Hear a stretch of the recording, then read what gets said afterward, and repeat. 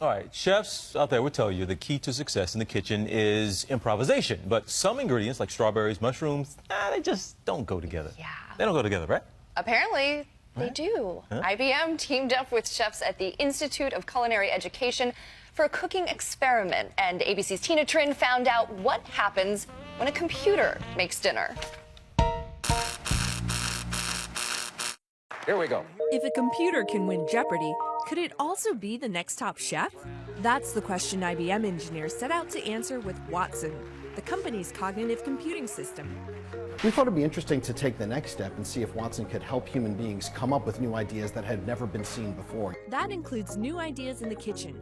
But what exactly do you get when Watson says you can make something with beef, chocolate, and edamame? We'll get to that in a minute, but first it helps to understand how cognitive computing systems work. Systems aren't necessarily programmed as much as they are taught.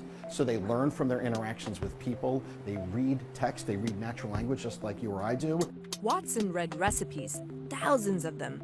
That really taught the system things about what ingredients are commonly used together. In addition, we gave it information about the underlying chemistry of those ingredients. So it knows about the molecular flavor compounds and how we might respond to them.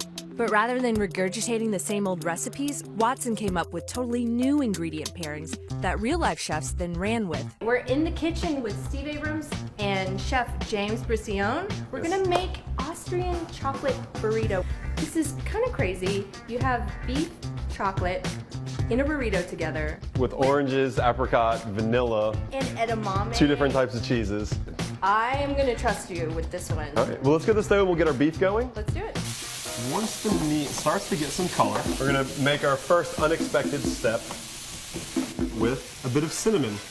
Are you serious? Wow. This was one of Watson's ideas. I would never think to add cinnamon to beef. That's so cool. And for the burrito sauce, how about some melted chocolate with pureed apricots and vanilla bean? It may not be your typical burrito, but that's the point. Watson obviously came up with the ideas for all these wonderful ingredients, but without James, all you'd have is a pile of ingredients. So it really is this collaboration between the human and the computer. A collaboration with delicious results. All right, Tina, what we got going on here? What is this you got in front of us? I brought some burritos in for you guys right. to try. It's a weird combination, but it actually I smells promise good. you it is not what you would expect, but it's still pretty good. Okay, so what are some of these other combinations? So some really crazy combinations here, which are not expected, but end up tasting pretty good in this official cookbook.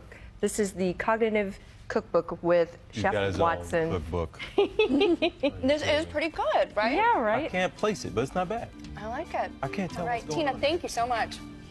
We'll be right back.